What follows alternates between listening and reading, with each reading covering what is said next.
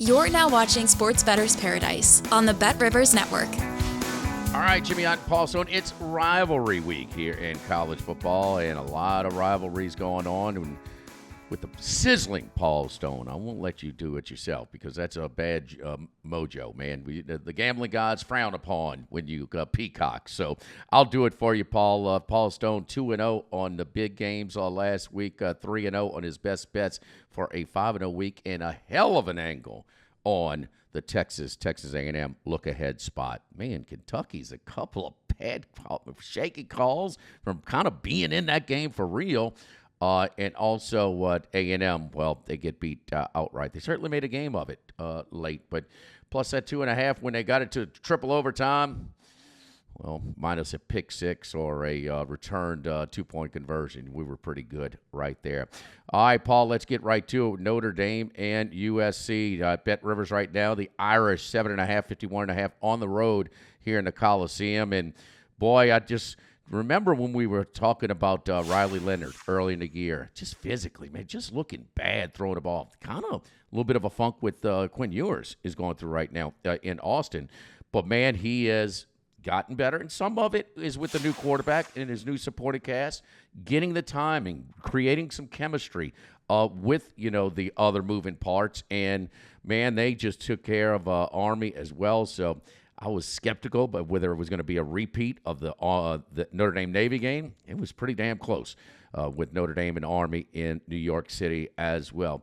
USC in a spoiler road here for of course, for the USC Trojans and Lincoln Riley. And keep in mind, we talked about Brian Kelly, Venables at Oklahoma, Sunbelt Billy. How about him down in Florida? Billy Napier. But also, this was a Notre Dame hire they had to make that year as well. And, boy, it looks like Notre Dame certainly better shape than LSU right now. I like the way they're playing. I like the way Leonard has gotten more command of the passing game. We know they can play defense. Man, now pressure's on. 7.5, 51.5 at the Coliseum. It's tough to lay those road points, but I can't see Notre Dame losing here, Paul. Yeah, I'll tell you what's interesting to me. You think of USC as being at least a mild disappointment. Mild might be putting it mildly this year. But in the last 14 games, dating back to late last season, if you bet USC week in and week out in their last 14 games, they're 9-5 against the spread, and that includes 4 straight covers as the betting underdog, which they are here against Notre Dame. I'd love to. This is the kind of game that I like to bet the home underdog. I'd love to be able to muster the betting courage to go to the betting window and back the Trojans. But I just can't get there. I'm kind of like you. Notre Dame, they've won 9 straight games since their inexplicable loss to Northern Illinois in week 2. They've covered 6 of their last 7 games, and the only non-cover in that 7-game stretch was that backdoor cover by Virginia a couple of weeks ago where the Cavaliers covered by only a half a point. So, I just can't quite I'd love to take USC because they are the home underdog. Less pressure, but this is going to be a pass for me. I'm not going to get in the way of Notre Dame. They're really playing well, as you said. All right, to earn a chance at $10,000 in bonus money with the Bet Rivers prop packs, place NBA same-game parlays to collect player card prop packs and earn rewards. You win based on how your player performs. Log into BetRivers.com or the Bet Rivers app, place your bet, and get your pack. Let's go to the big game. And, man, was it it may be for a normal arrival, but no way a look-ahead spot or a letdown spot, I should say, for the Ohio State Buckeyes against Michigan, especially when you're talking about multiple revenge spot for the Buckeyes. This line was at 21 earlier in the week. It's now at 20 at Bet Rivers, 20-48. I think a lot of things lead up to where this could be. Michigan may be a little bit of hope. Some people saying, hey, 50-6 against Northwestern. Does that give them a little bit of a chance? It was still relatively close in the first half. Michigan kind of stepped on the gas a little bit. It won't be as easy for Ohio State. Ohio State, after they gave up the 70-yard touchdown drive and the opening drive for Indiana, they shut them down just 81 yards the rest of the way. That is over 200 yards less than what Indiana had averaged on the season coming in, the number one scoring offense in the country. That one drive and then one pretty late in the game as well. It's hard for me to recommend laying 3 touchdowns in a rivalry game.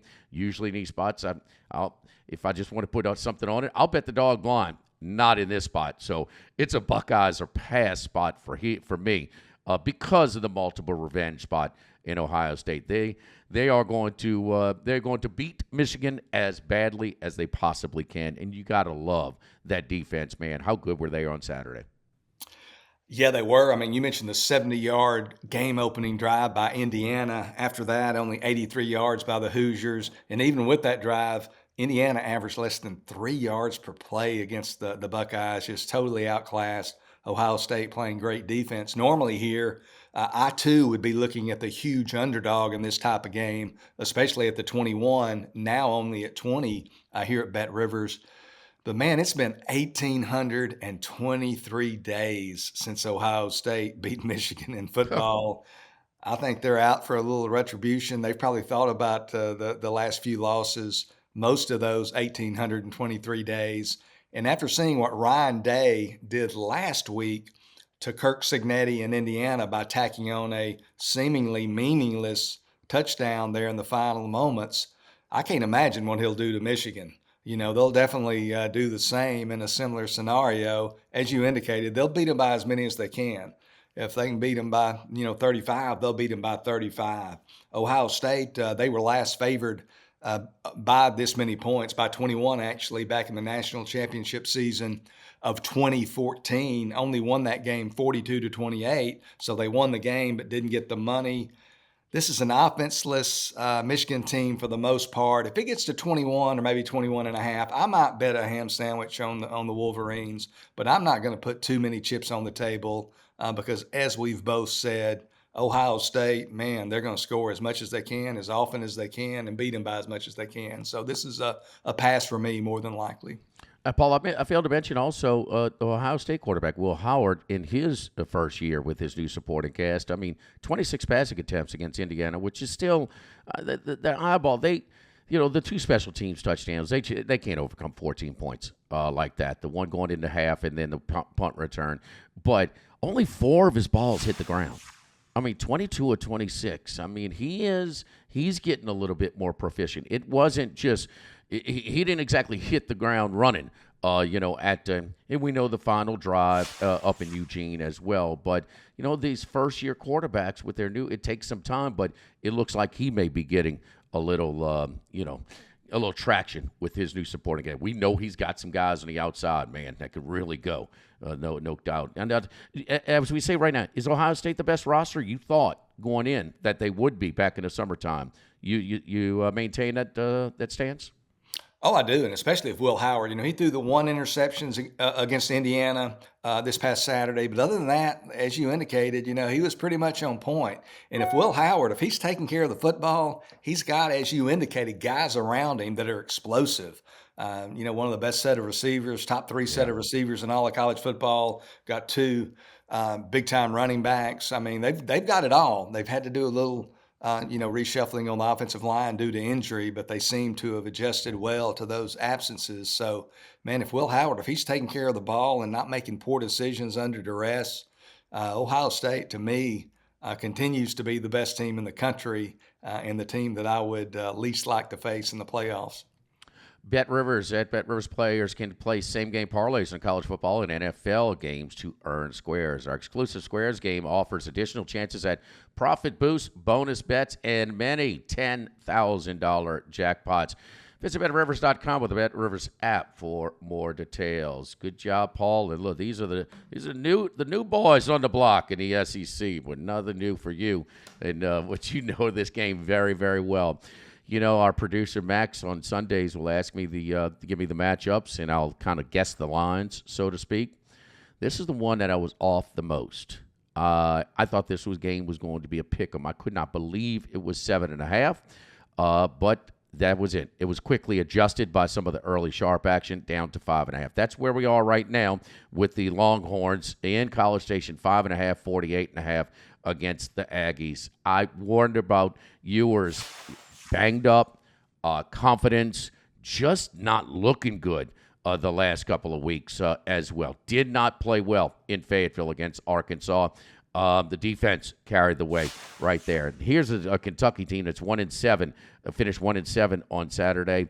It's almost like they're kind of hanging with him. I mean, the Manning temptation is there. Some people criticize Sark for going to Manning in the Georgia game a little early in the second quarter. He was not ready for that just yet.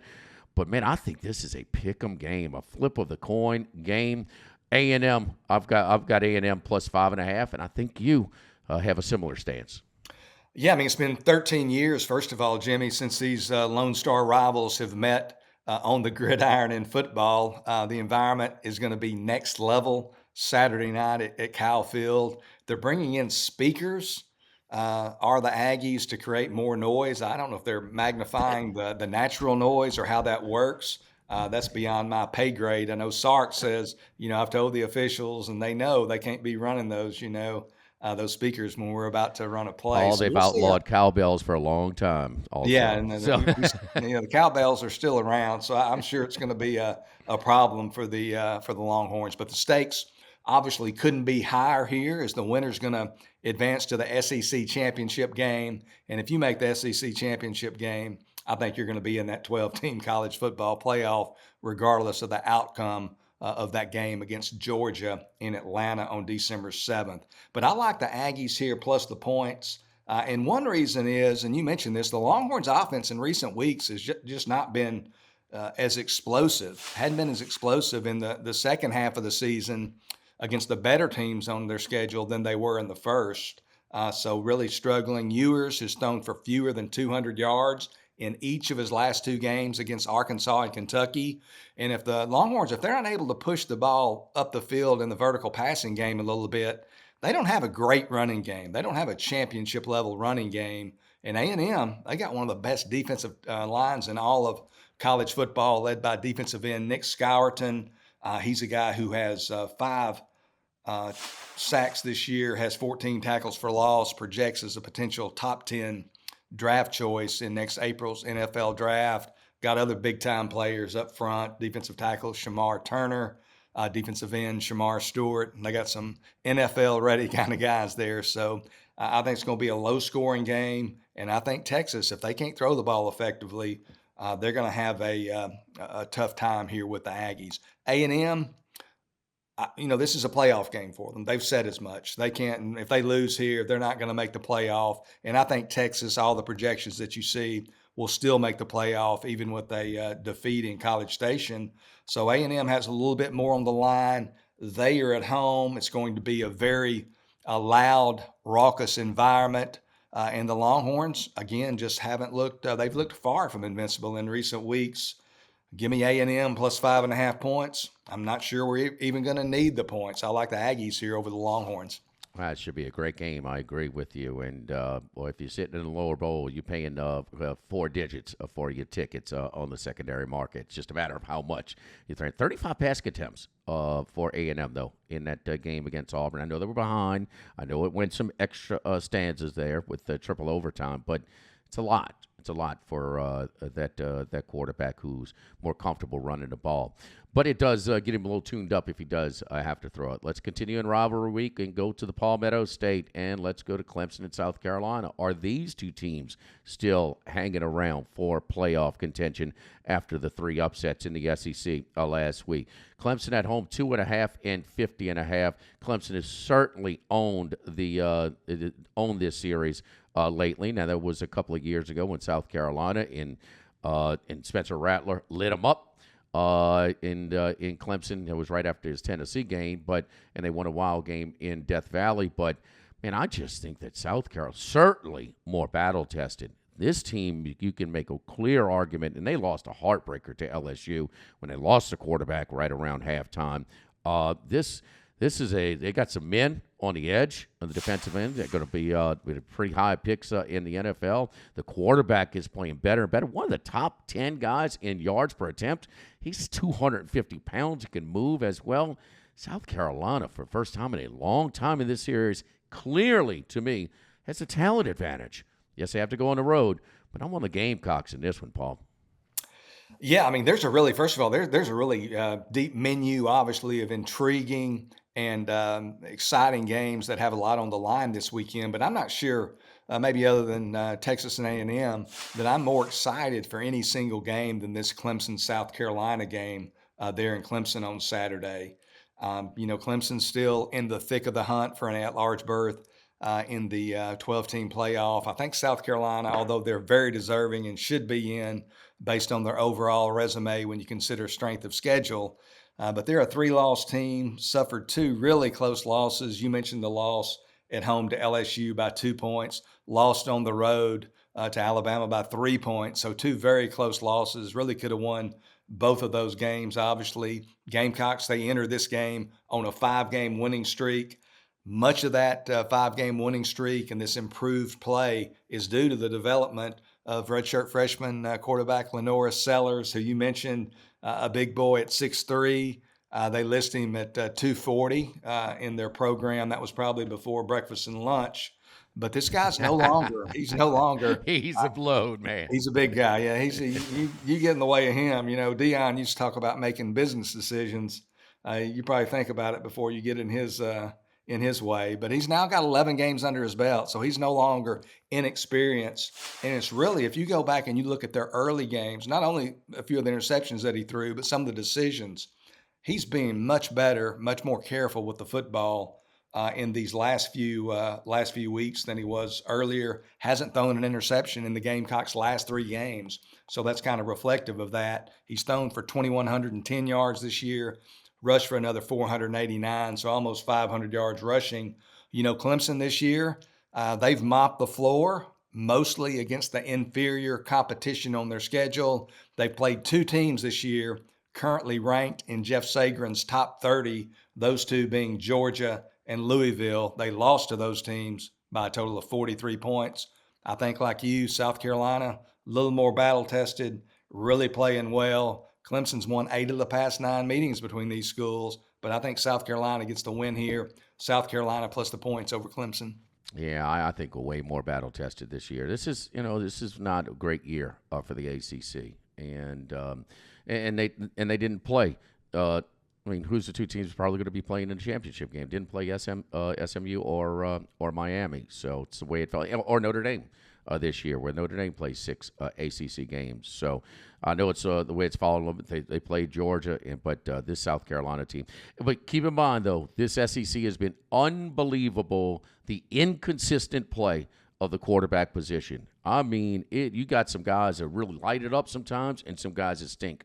All you got to do is look at in Gainesville on Saturday, where Jackson Dart is, the first 3 quarters of the game, he's 10 yards an attempt, 2 TDs, no interceptions. He's shaking off the aggressive pass rush by Florida. And then he goes like a 4 of 9 with 2 picks and, 4 yards an attempt. I mean, it was completely detoured. So, and I think you make a good point, though. Now that we're getting deep, you're looking for a little bit more consistency in these quarterbacks, but all of them, Nussmeier, Beck, even Lagway. We can go on and on, the inconsistent play of the quarterbacks in the SEC this year. Let's look at the last one here, Kansas State and Iowa State. Man, I had both of these last week. Win with Kansas State. Iowa State was a tough beat. Now, it wasn't at the end of the game, but it was in the middle of the game where the 100-yard, 90-yard pick six, that box score, you look at it again, how in the heck did Utah cover that game? But they did, and Iowa State fails to cover. Now that home, where they love to grow that grass high in Ames, and so they're 2.5, a slight dog here at Bet Rivers. The total is 50.5 against the Kansas State Wildcats. Iowa State, since they were sort of feeling that pressure, I think you'd like to say heavy as the crown when they were undefeated. They lost 2, but they could have lost the 3rd one against Central Florida as well. But now they are kind of back in their little comfort zone and performing better as well. So Iowa State, a little bit of a lean here for me, but it's one of your official picks. Yeah, these teams, both Iowa State and Kansas State, they stumbled through the month of November a little bit. Both had 2 lost Novembers. Before the season, we talked about, as well as many other people in the college football media, we talked about the extreme balance in the Big 12. and it's even exceeded those expectations. I mean, you look at the standings today going into the final weekend of the regular season. We've got 4 teams tied for first at 6-2. Those being Arizona State, BYU, Iowa State, and Colorado. So 4 teams at 6-2. Another 5 teams just a game back at 5-3. So you've got 9 teams in a 16-team league with within one game of the lead. So that's just incredible balance. Heard a Big 12 official yesterday say that there are 256 possible scenarios Big 12 championship game going into this weekend. Just an incredible situation there. So we'll find out after Saturday who's going to be playing there on December 7th in Arlington, Texas. If Iowa State wins, if they beat Kansas State, they will be one of those teams. And most likely, or at least most probably, would be against Arizona State. Arizona State, I think, about an 8.5 point favorite on the road at Arizona. So they'll have to beat the Wildcats, who've had a disappointing season, but they'll certainly be all in there in Tucson against the hated Sun Devils. So as crazy as the Big 12's been, and as crazy as this college football season's been, there are no absolutes this year, except maybe to expect the unexpected. So who knows? But getting back to this game, both these teams stumbled again in November, but I like Iowa State a little bit more here. This line infers with Iowa State being -2.5, that Kansas State would be a slight favorite on a neutral field. And I actually make Iowa State a slight favorite on a neutral. I actually made Iowa State in this scenario -4, -4.5 at home Saturday in Ames. So I think it's a little bit light at 2.5. Both these quarterbacks have had some interception problems. Rocco Beck Iowa State's quarterback, has thrown 8 interceptions. Avery Johnson, though, Kansas State's much ballyhooed quarterback, he's thrown 9 interceptions, and he threw 2 each this month in the Wildcats' losses to Arizona State and Houston. So Johnson's been a little bit inconsistent. I project Iowa State either to push or win the turnover battle. I think Iowa State's going to win this football game. I like the Cyclones -2.5 over the Wildcats. All right, let's keep it going. Paul, last week in his in the big games were 2-0, 3-0 in his best bets. So sizzling Paul Stone for us. Let's keep it going for Rivalry Week. Don't forget, we'll be later in the week as well with our best bets. For Paul Stone, I'm Jimmy Ott here on the Bet Rivers Network, talking a little college football for Sports Bettor's Paradise.